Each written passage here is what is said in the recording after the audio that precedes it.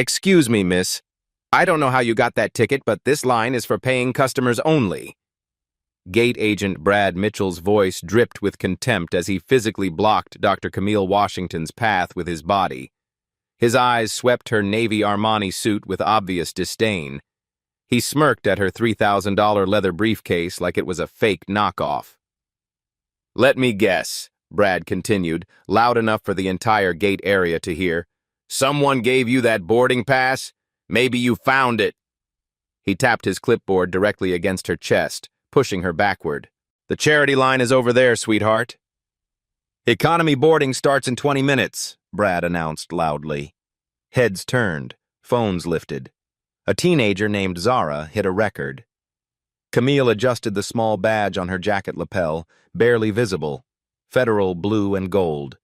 She checked her Patek Philippe watch. 6:47 p.m. Have you ever held the power to change everything while being treated like you were nothing? Camille's jaw tightened, but her voice remained steady. There's no misunderstanding. This is my seat. She held up her boarding pass, 1A first class. The gold elite status symbol gleamed under the harsh terminal lights. Brad snatched the pass, examining it like a detective studying evidence. Janet, he called over his supervisor with theatrical urgency. We've got a situation here. Janet Cross materialized beside him, her polyester uniform stretched tight across her frame. She took one look at Camille and crossed her arms. What's the issue? Premium boarding pass authenticity, Brad announced, waving the ticket. Doesn't seem legitimate. Camille's phone buzzed. Text message, Senate hearing in 3 hours. Critical vote pending. She silenced it calmly. Flight 447 boards in 18 minutes, the gate announcement echoed. Janet squinted at the boarding pass under the scanner. The machine beeped green. Valid. She frowned, scanning it again. Still green. Sometimes the system glitches, she muttered to Brad. Ma'am, we need to verify this ticket wasn't acquired improperly, Janet said, emphasizing the word like it tasted bitter. Corporate policy requires additional screening for suspicious bookings. Behind them, passengers began forming a line. A teenager with purple braids, Zara, pulled out her phone. The TikTok app opened. The live stream started. Y'all seeing this discrimination at Gate B7? She whispered to her camera. They're literally harassing this professional woman for flying first class. Comments started flooding in. Not again. Where is this happening? Someone call the manager. Camille noticed the phone pointed at her but didn't react. She checked her own phone. 2 missed calls from Chairman Reynolds. Her Federal Aviation Administration badge caught the light briefly as she adjusted her jacket. I understand you're following protocol, Camille said, her tone measured. However, I do need to board this flight. Brad scoffed. Maybe you should try Southwest next time. More your budget range. He air-quoted the words, grinning at Janet. The comment hit its mark. Several passengers shifted uncomfortably. Zara's live stream count jumped to 47 viewers. Excuse me? An elderly white woman stepped forward. I couldn't help but overhear. This is unacceptable behavior. Brad's smile vanished. Ma'am, please return to your seat. This is official airline business. Official discrimination is what this is, the woman replied sharply. Janet pulled Brad aside, whispering urgently. Their body language screamed panic. Crossed arms became protective barriers. Glances darted between Camille and the growing crowd. Camille's phone buzzed again. This time, a text from Oversight Team. Protocol 7 standby, awaiting your signal. She typed back quickly. Not yet. Documenting. Final boarding call, Flight 447, the announcement crackled. 12 minutes left, Janet announced unnecessarily loudly. We're just ensuring passenger safety through proper verification procedures. Zara's live stream hit 156 viewers. Comments poured in faster. This is racial profiling. Get their names. Corporate needs to see this. Look, Brad said, his voice taking on a fake, sympathetic tone. These people always try to game the system. We've seen it before. Fake tickets, stolen miles, credit card fraud. The words hung in the air like toxic smoke. Every passenger within 20 feet heard them. Phones lifted higher, more recordings started. Camille opened her briefcase, a small action that somehow commanded attention. Inside, leather dividers held documents with government seals, a federal ID badge, a tablet with official logos. She pulled out a small recording device, no bigger than a pen, and set it on the counter. The red light blinked steadily. For the record, she said quietly, today is October 18th, 2024. Time is 6:52 p.m. Location is Denver International Airport, Gate B7. Present are Gate Agent Brad Mitchell, Supervisor Janet Cross, and approximately 40 witnesses. Brad's confident smirk faltered. What are you doing? Documenting this interaction, Camille replied.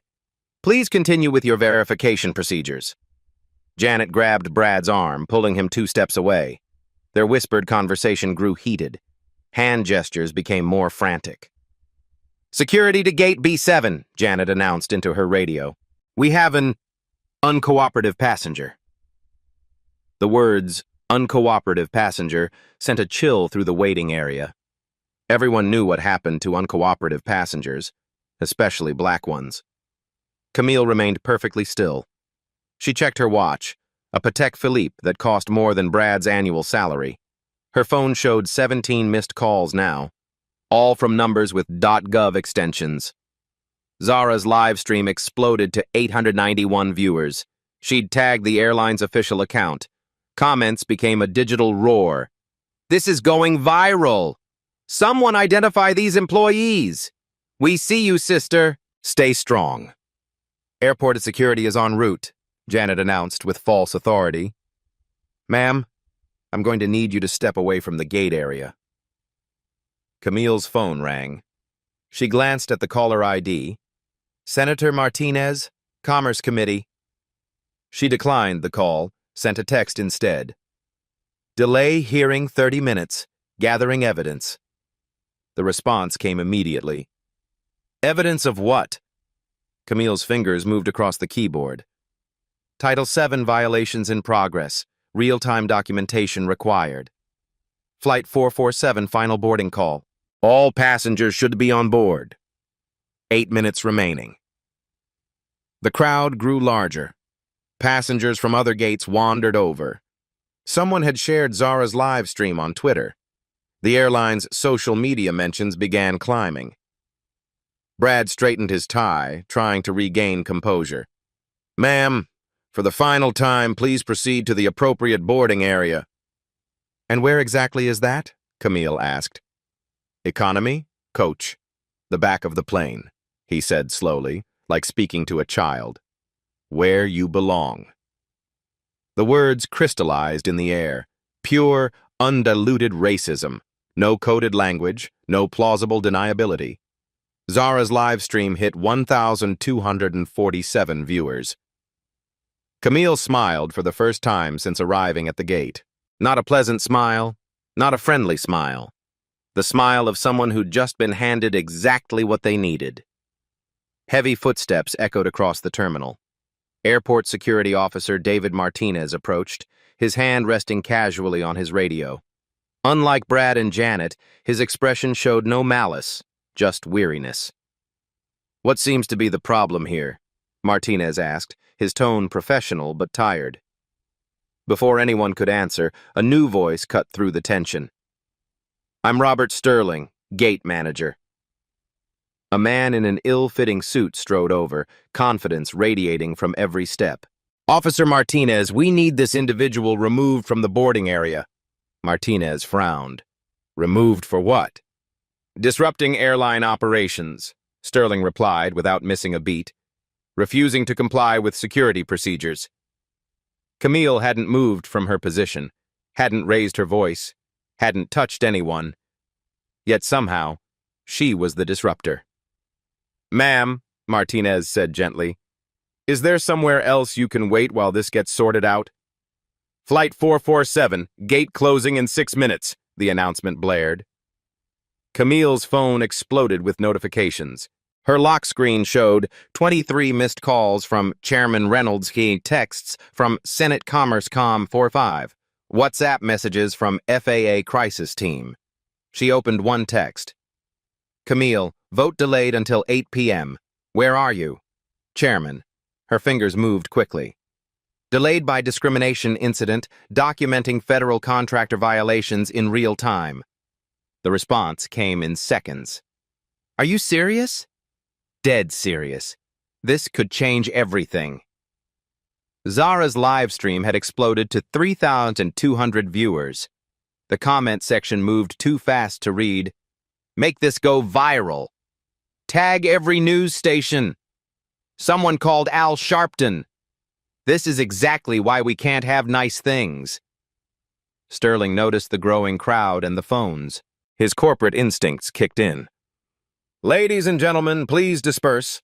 This is a private security matter. An older black woman stepped forward. Private? Half the airport is watching. Nothing private about public discrimination. Ma'am, please return to your gate, Sterling demanded. This is my gate, she replied, holding up her boarding pass. 1B, first class, right next to where this young lady should be sitting. More passengers joined the circle. A white businessman in an expensive suit, a Latina mother with 2 children, a young Asian man with a military haircut. The children stared with wide eyes, witnessing America in real time. This is getting out of hand, Janet whispered to Brad. Maybe we should just let her board. Absolutely not, Sterling interjected. We don't negotiate with troublemakers. Martinez looked increasingly uncomfortable. 23 years on the force had taught him to recognize when situations were about to explode. Look, why don't we all take a step back? No stepping back, Sterling interrupted. Officer Martinez, I need you to escort this woman from the terminal. She's been asked to leave multiple times. Actually, Martinez said slowly, I haven't heard anyone ask her to leave. I heard complaints about ticket verification. Sterling's face reddened. I'm asking now. She's trespassing. Camille spoke for the first time in several minutes. Officer Martinez, I'd like to clarify something. I haven't refused to comply with any legitimate security procedures. I've offered my boarding pass, my identification, and my full cooperation. Her voice carried across the gate area. Clear, calm, authoritative. What I haven't done is accept false accusations or submit to discriminatory treatment prohibited under federal law. Sterling laughed, a harsh, ugly sound. Federal law? Lady, this is private property. We have the right to refuse service to anyone. Not anyone, Camille replied quietly. Federal contractors have specific obligations regarding discrimination. Title VII, Civil Rights Act, Federal Aviation Regulations, Part 139. The legal terms hung in the air like incantations. Most passengers didn't understand them, but they understood the tone, the confidence, the precision. Sterling's laugh died. Are you threatening to sue us? I'm stating facts, Camille replied. Her phone buzzed again. Text from Oversight Team. Live stream tagged us, 4.7K viewers, CNN picked it up. Orders? Camille typed quickly. Stand by. Let it play out. Zara's live stream had indeed hit 4,700 viewers. Someone had cross-posted to Instagram. Another person shared it on Facebook. The airline's Twitter mentions climbed past 300. Flight 447, final call. The gate closes in 3 minutes. Sterling made his decision. Officer Martinez, arrest her for trespassing. Martinez stepped back. Sir, I can't arrest someone for standing in an airport terminal with a valid ticket. Then I'll call someone who will, Sterling snarled, pulling out his phone. Camille opened her briefcase again. This time, she pulled out the Federal Aviation Administration tablet, official seal prominently displayed. She powered it on, her fingers dancing across the screen. What is that? Martinez asked. Federal Compliance Monitoring System, Camille replied without looking up. Real-time violation reporting. Brad finally spoke up, his voice cracking. Violation reporting for what? Camille's eyes met his for the first time since this began. Discrimination by federal contractors, Title VII violations, Civil Rights Act breaches, Federal Aviation Regulation non-compliance. She began typing, her voice narrating each entry. October 18, 2024, Denver International Airport, Gate B7. Initial contact, 6:47 p.m. Discriminatory language documented. Physical blocking of access. Hostile work environment created for federal officials conducting oversight. Sterling lunged forward. Give me that thing. Martinez stepped between them. Sir, you need to calm down. Do you know what she's doing? Sterling yelled. She's filing false reports against the airline. Not false, Camille said, still typing. Documented, recorded, witnessed by approximately 60 people and 4,700 live stream viewers. As if on cue, Zara called out, 4,900 viewers now. This is trending on TikTok. The number kept climbing. 5,100, 5,400. Social media algorithms had caught the scent of controversy. Sterling's phone rang. He answered with shaking hands. Sterling here. What? How many news outlets? Christ. No, it's not under control. He hung up, sweat beading on his forehead. Corporate headquarters wants a full report. Now. Camille saved her work on the tablet, then looked up at the assembled crowd. Passengers, airline employees, security, social media. All eyes on her. Ladies and gentlemen, she announced, I want to thank you for witnessing this interaction. Your presence has been invaluable. She stood slowly, gathering her belongings with deliberate precision. Officer Martinez, am I free to board my flight now? Martinez looked at Sterling. Sterling looked at his phone, still ringing with calls from corporate. Janet and Brad looked at each other with growing panic. Final boarding call, Flight 447. The gate closes immediately. 2 minutes past official close time.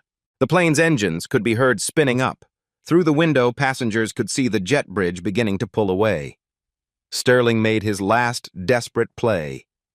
The flight is closed. Gates closed. You missed it because of your behavior. Camille smiled again. That same dangerous smile.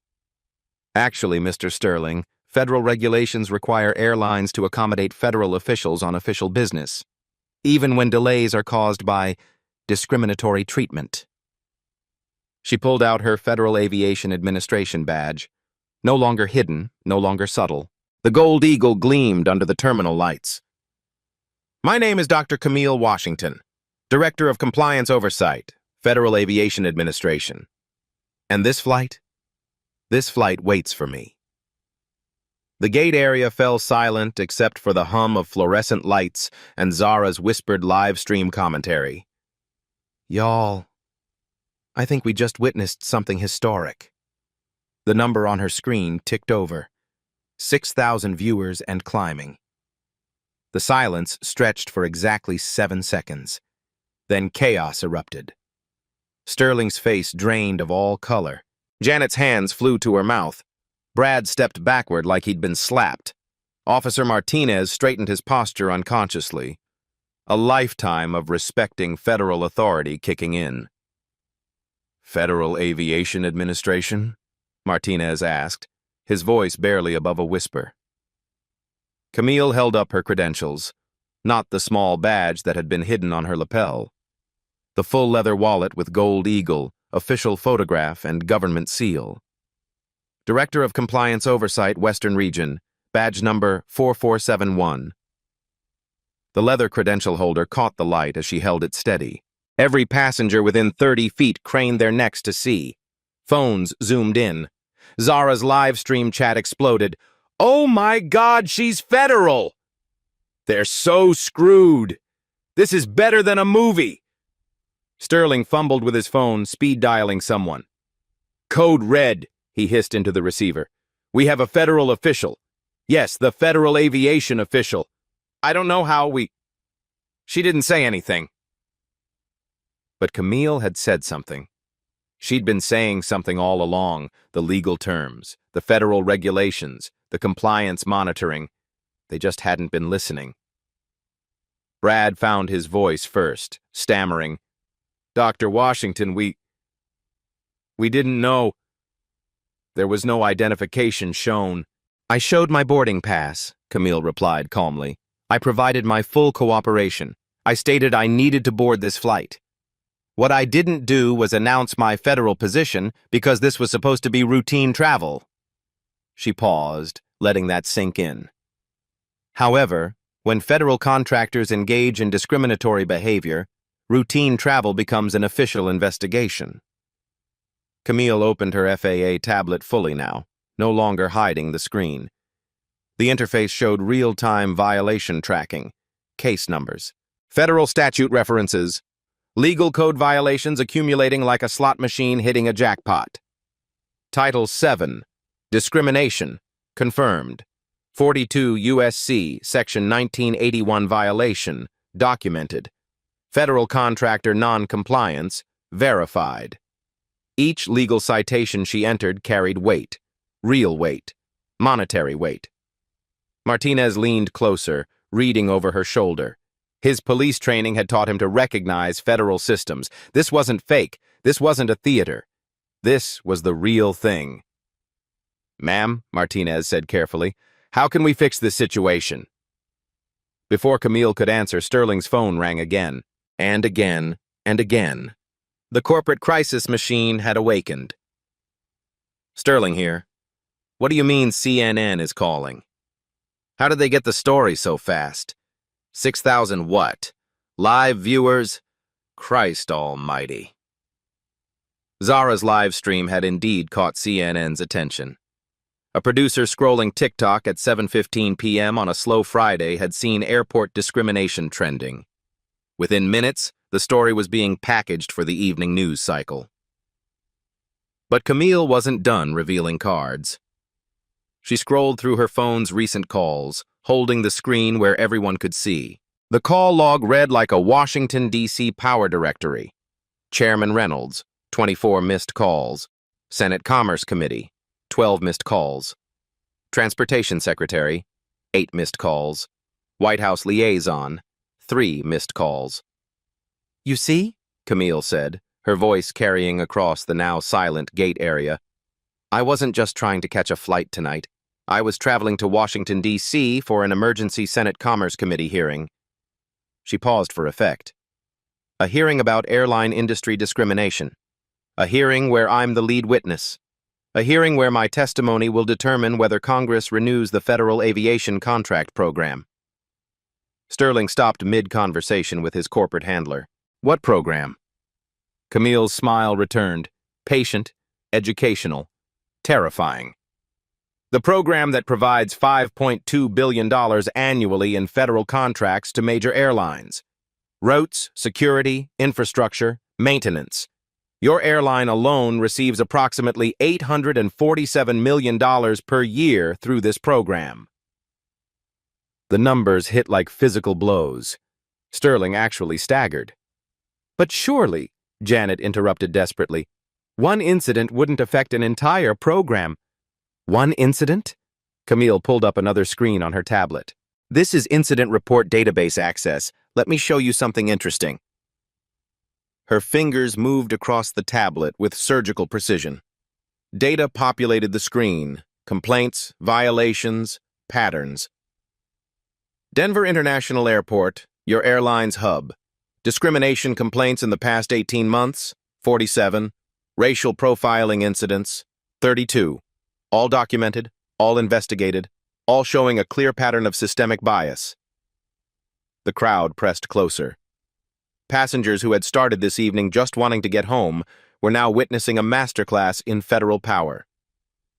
"Tonight's incident," Camille continued, "represents the final data point needed to establish a Title VII pattern and practice violation. Under federal contractor regulations, pattern violations trigger automatic contract review." She let that sink in before delivering the knockout punch. Automatic contract review means immediate suspension of federal funding pending investigation. For your airline, That means $2.3 million per day in lost revenue while the investigation proceeds. Sterling's phone had stopped ringing. He stood frozen, math running through his head. 2.3 million per day for investigations that typically lasted 6 to 18 months. The corporate death sentence delivered in quiet, measured tones. However, Camille said, and the single word carried infinite weight, there are procedures for avoiding contract review, voluntary compliance programs, immediate remediation, good faith efforts to address systemic problems. Hope flickered across Sterling's face. Of course, those procedures require acknowledgement of wrongdoing, complete cooperation with federal oversight, and most importantly, she paused, they require the discriminatory behavior to be addressed at the source. Her eyes moved slowly across Brad, Janet, and Sterling. Brad cracked first. Dr. Washington, I apologize. I made a mistake. A terrible mistake. I jumped to conclusions and... Stop! Camille's voice cut through his babbling. Apologies don't address systemic problems. Systemic problems require systemic solutions. She pulled up a new screen on her tablet, one that made Sterling's face go completely white. Federal Contractor Database. Real-time compliance status. Your airline's current rating is under review as of... She checked her watch. 7:23 p.m. tonight. Yellow status. The screen showed a simple traffic light system. Green meant compliant, yellow meant warning, red meant contract termination. It takes exactly 48 hours to move from yellow to red, Camille explained, unless, of course, immediate remediation measures are implemented. Zara's live stream had hit 8,200 viewers. Comments streamed past faster than human eyes could follow, but 3 words kept repeating, "They're so screwed." Sterling's corporate training finally kicked in. Damage control mode. Dr. Washington? What would immediate remediation look like? Camille closed her tablet with a soft click. The sound somehow managed to be both gentle and ominous.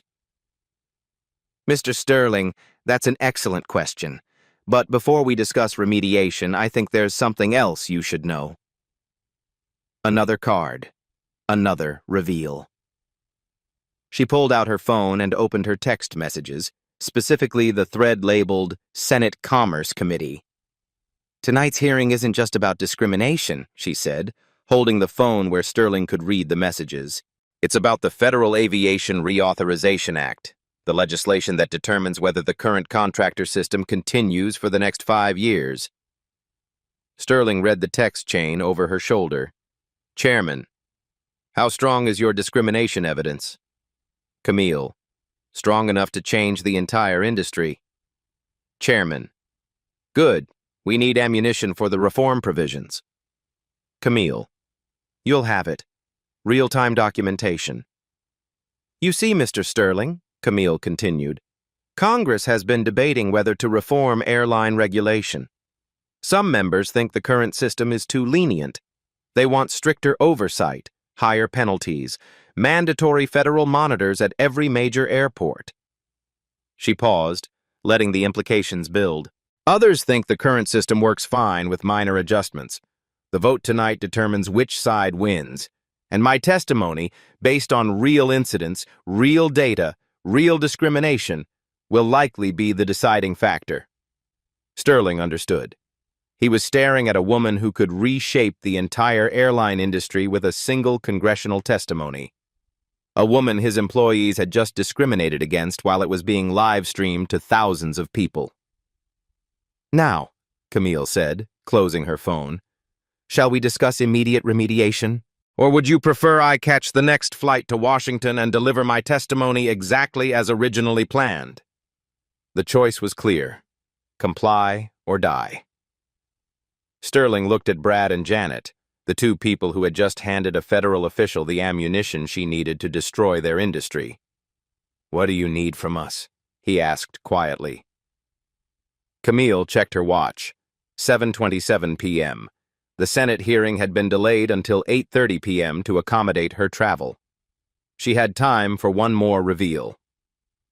Before we discuss terms, she said, opening her briefcase one final time, I should mention that this entire interaction has been recorded not just by social media, but by federal surveillance equipment. She pulled out a device no bigger than a smartphone, but with official government markings. Federal Aviation Administration Field Recording Unit. Every word, every gesture, every discriminatory action has been documented according to federal evidence standards. This recording will be entered into the official case file and presented to Congress as Exhibit A. The final card was played. The hand was over. Brad, Janet, and Sterling stood looking at a woman who had just demonstrated the difference between power and authority. They had power. The power to deny boarding, to call security, to make demands. She had authority. The authority to end careers, terminate contracts, and reshape industries. Now, Camille said, her voice returning to its original calm tone, let's discuss how we fix this. All of this. Zara's live stream hit 9,500 viewers. The revolution would be digitized. The final card was played. The hand was over. But Camille wasn't finished. She looked directly at the live stream camera in Zara's hands. Ladies and gentlemen watching at home, what you've witnessed tonight represents something larger than one incident. This is about systemic change. Her voice carried the authority of someone who understood power at its deepest level. Every federal contractor, airlines, defense companies, healthcare systems, operates under the same regulations I enforce. Title VII doesn't just apply to airlines. It applies everywhere federal money flows. She gestured to the crowd of passengers, all recording, all witnessing. Your documentation tonight, your social media posts, your willingness to stand up and say, this is wrong, that creates the pressure that forces institutional change. Sterling's phone buzzed with another call. This time he looked at the caller ID and his face went ashen. Board of Directors, he whispered to Janet. Camille noticed his reaction. Mr. Sterling, I assume your board is calling about stock price impact? Social media tends to affect markets quickly these days. She was right. Zara's live stream had been shared across multiple platforms. #airline discrimination was trending on Twitter. The airline stock had dropped 1.2% in after-hours trading, a $47 million market cap loss in under an hour. Washington, Sterling said, his voice barely steady. What happens next? Camille closed her briefcase with deliberate precision. What happens next, Mr. Sterling, depends entirely on your airline's commitment to change. Real change. Systemic change. She checked her watch one final time. I have a Senate hearing in 53 minutes. A hearing where I'll testify about exactly this type of discrimination.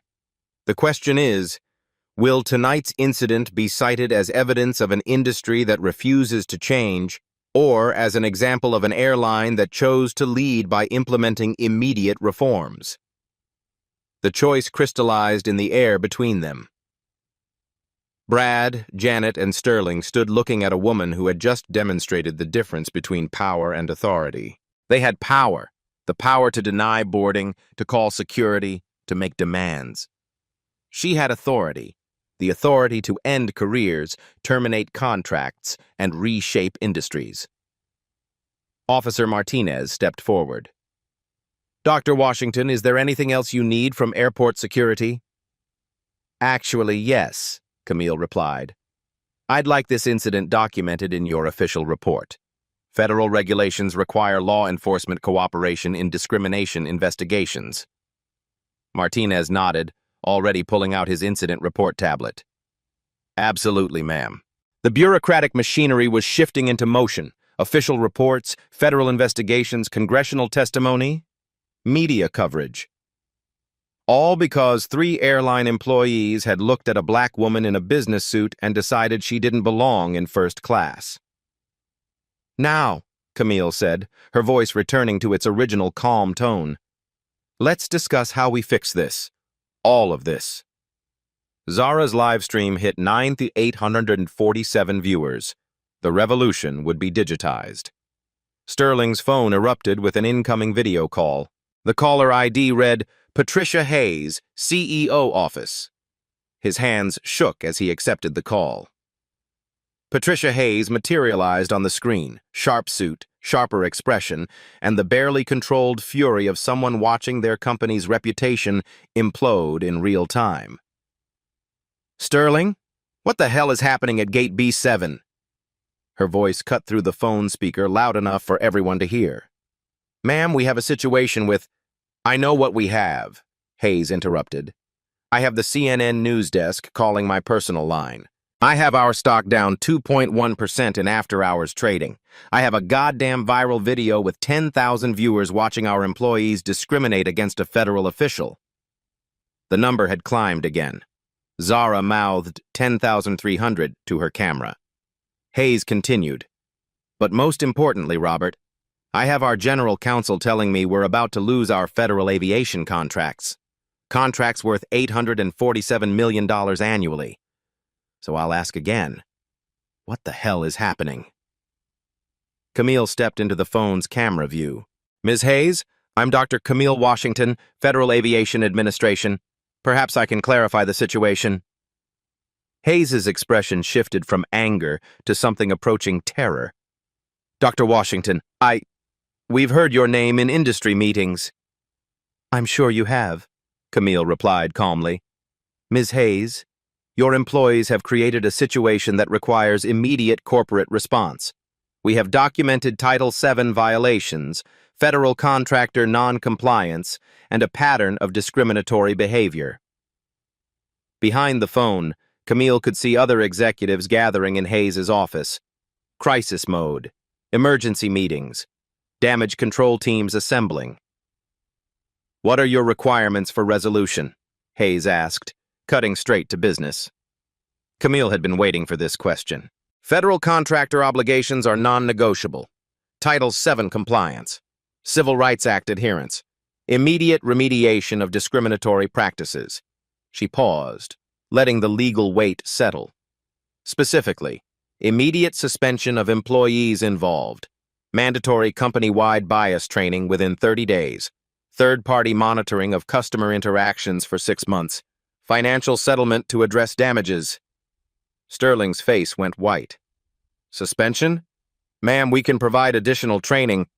Mr. Sterling, Camille interrupted, you called for my arrest for trespassing in an airport terminal while I held a valid first-class ticket. Those actions demonstrate judgment incompatible with customer service responsibilities. Hayes's voice came through the phone.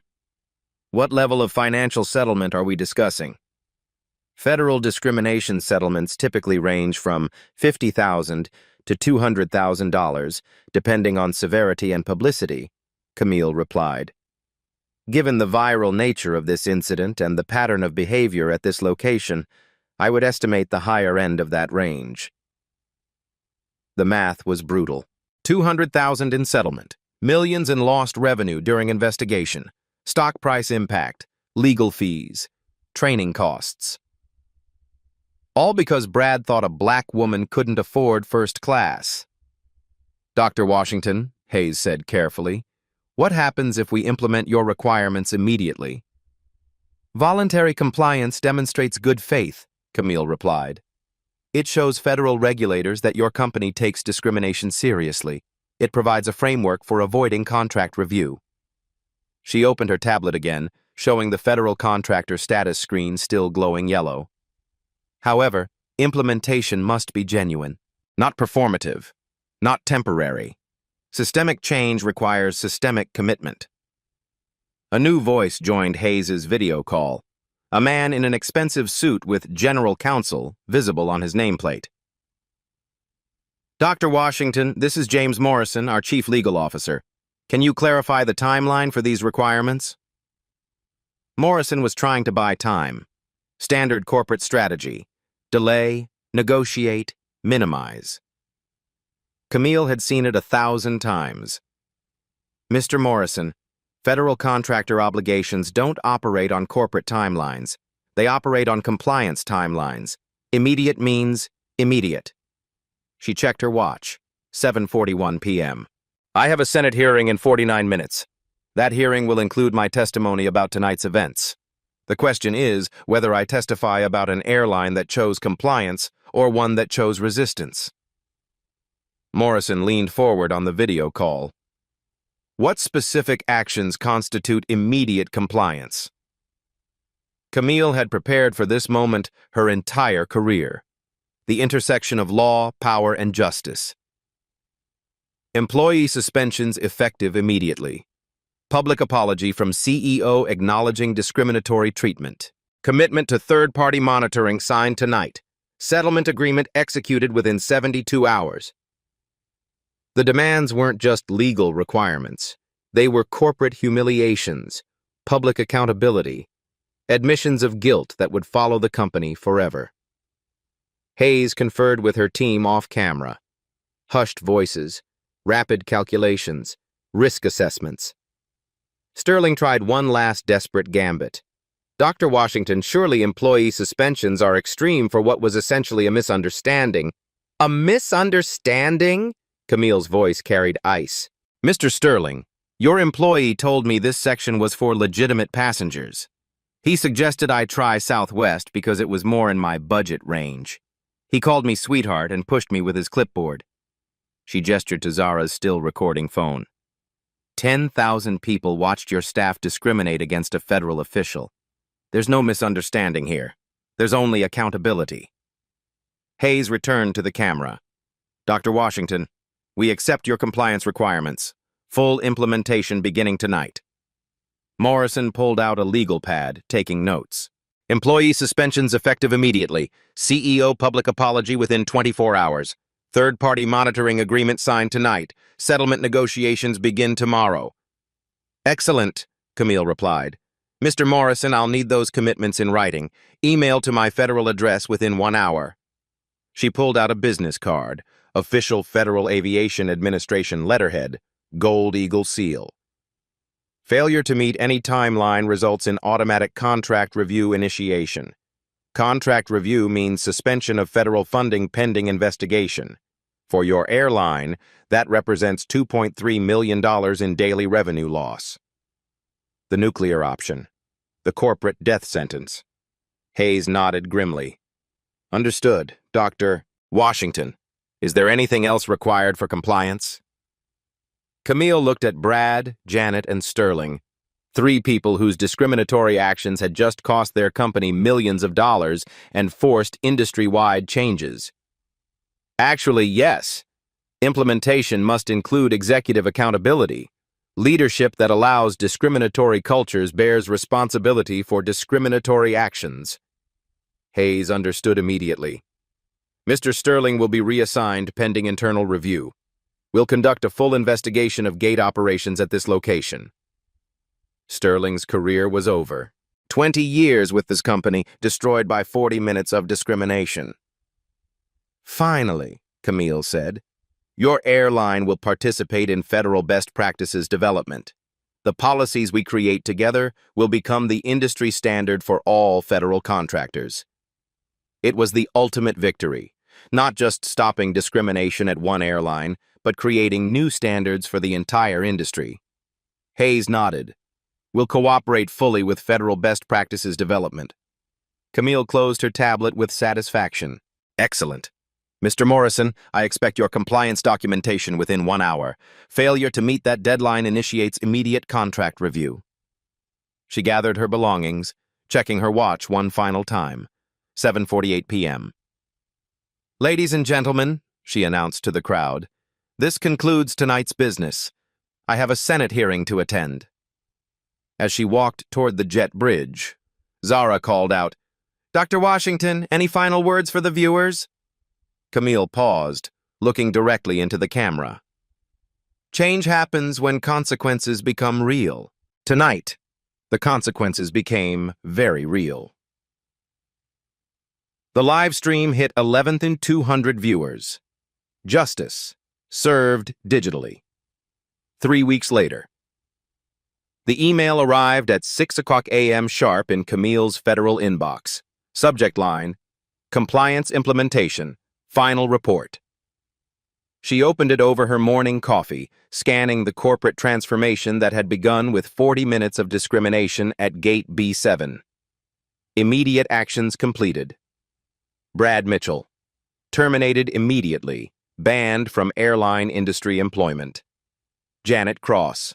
Suspended without pay for 90 days. Mandatory bias training required for reinstatement.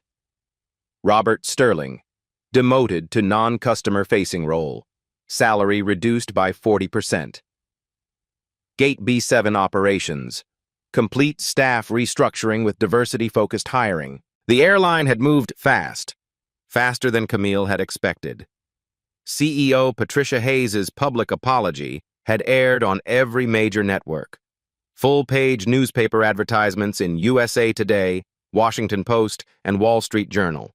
The message was clear. We failed. We're changing. This will never happen again. But words were cheap.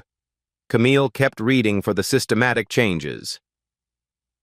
Company-wide reforms implemented, dignity protocol, zero-tolerance discrimination policy with immediate termination consequences, real-time bias reporting app. Passengers can report discriminatory treatment instantly, AI-powered interaction monitoring. Customer service conversations recorded and analyzed for bias patterns. Quarterly sensitivity audits. External consultants evaluate staff behavior and company culture. Executive compensation restructure. 20% of leadership bonuses now tied to diversity and inclusion metrics. The technological solutions impressed her most. The airline had invested $2.3 million in monitoring systems, exactly what they would have lost in 1 day of federal contract suspension. Financial accountability. Settlement to Dr. Washington, $175,000, donated to National Association for the Advancement of Colored People Legal Defense Fund. Diversity training investment, $1.8 million company-wide. Third-party monitoring costs, $500,000 annually for 3 years. Public relations rehabilitation, $3.2 million in advertising and community outreach. Total cost of 40 minutes of discrimination, $7.6 million and counting. Camille's phone buzzed with a text from Zara, the teenager whose live stream had started everything. Dr. Washington, my video hit 2.8 million views. I'm getting college scholarship offers for digital activism. Thank you for showing me what real power looks like. The ripple effects continued expanding. Industry-wide transformation. The Washington Protocols, named after Camille's Senate testimony, had become federal law. Every airline receiving federal contracts now operated under enhanced discrimination reporting requirements. Mandatory bias training every 6 months. Federal monitor presence at major hub airports. Pattern discrimination penalties. 3 verified incidents equals automatic contract review. Passenger Bill of Rights with explicit anti-discrimination language. Technological innovation.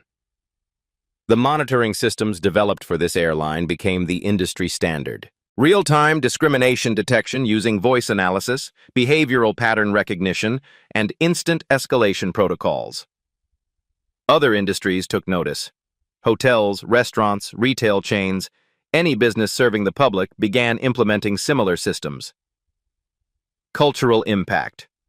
Harvard Business School added the case to their curriculum.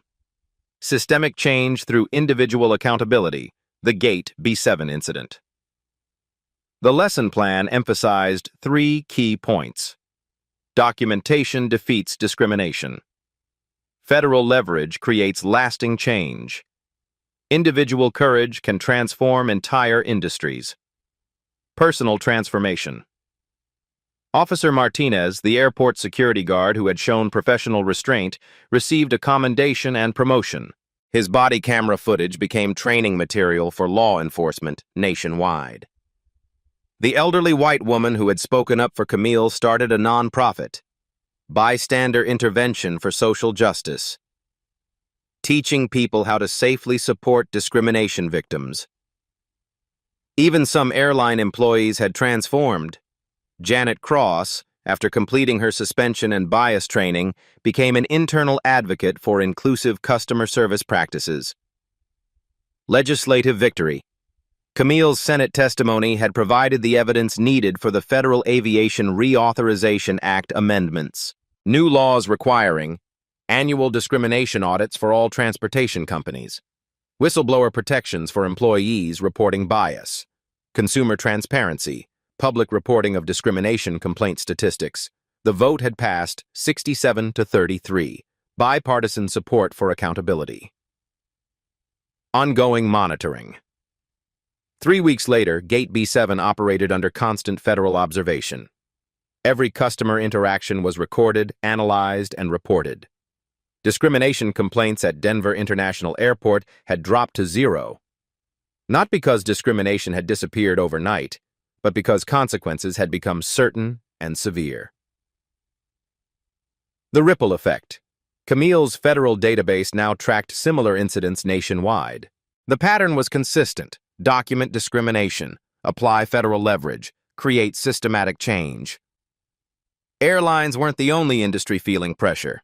Defense contractors, healthcare systems, construction companies, anyone receiving federal funding now understood that discrimination carried corporate-level consequences. Final accountability. The airline's stock price had recovered within 2 weeks. Investors appreciated companies that addressed problems decisively rather than defensively. Employee satisfaction surveys showed improvement. Staff felt proud working for a company that had chosen accountability over denial. Customer confidence increased. People wanted to support businesses that took discrimination seriously. Personal reflection. Camille filed her final report on the incident, noting one crucial detail. The power had always been there. Federal law, corporate accountability, legal consequences, all existing, all available. What had been missing was the will to use it. 40 minutes of public discrimination had provided that will. The transformation was complete, systematic, permanent. 6 months later. Dr. Camille Washington stood at the same gate, B7 Denver International Airport. Same first-class boarding line. Same 6:47 p.m. Friday departure. But everything else had changed. The gate agent, a young Latina woman named Sophia, smiled genuinely as passengers approached. Behind her, a discreet monitor displayed the airline's new diversity metrics in real time. 0 discrimination incidents this quarter, 98% customer satisfaction rating. "Good evening, Dr. Washington," Sophia said, recognizing her from the mandatory training videos all staff now watched. "Welcome aboard. Your seat is ready whenever you are." No questions about ticket authenticity. No suspicious glances, no coded language. Just professional service. The way it should have been 6 months ago. Camille noticed the small changes that revealed bigger transformations.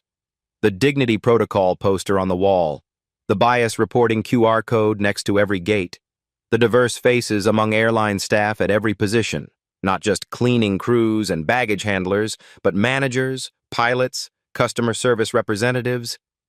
These weren't token gestures. They were fundamental shifts in how business operated. As she settled into seat 1A, Camille reflected on the journey from humiliation to transformation. 40 minutes of discrimination had created federal legislation affecting every transportation company in America, industry-wide monitoring systems protecting millions of passengers, cultural changes reaching beyond airlines into hotels, restaurants, retail, individual empowerment for discrimination, victims nationwide. But the most important change was harder to measure. People now understood that consequences were real. Corporate executives knew that discrimination carried corporate-level costs. Employees knew that bias training wasn't optional sensitivity theater. It was career survival.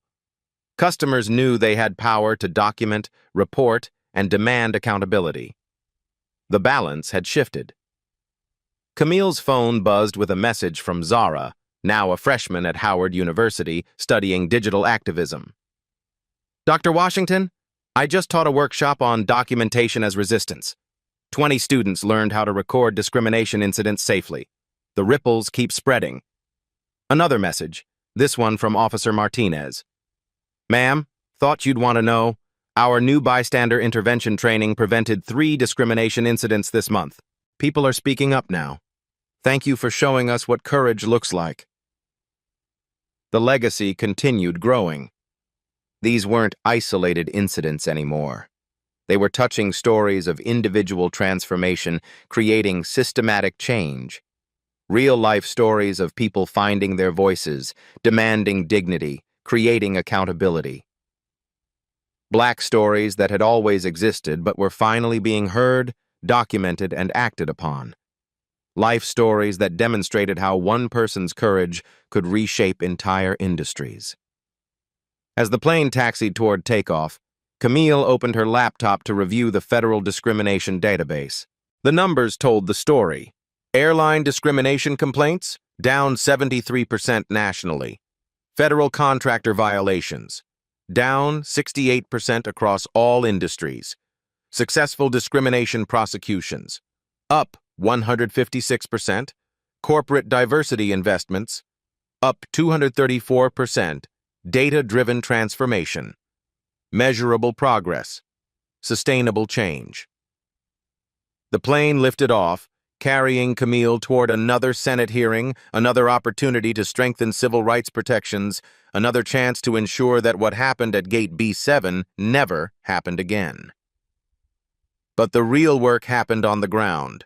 In airports, offices, restaurants, hotels, everywhere people interacted with power structures that had historically protected discrimination. The real work was done by ordinary people who chose to document, speak up, and demand better. Your voice matters. Your witness matters. Your courage matters. Have you experienced discrimination? Share your story in the comments below. Document everything. Report it. Don't let it disappear into silence. Subscribe to Black Soul Stories for more accounts of resilience, resistance, and transformation. Hit that notification bell, because every story shared is a step toward justice. Share this video with someone who needs to see their power. Tag us in your stories of standing up to injustice. We amplify voices. We create change. We build the world we want to live in. One story at a time, one witness at a time, one victory at a time. This is how change happens. This is how it starts. With you.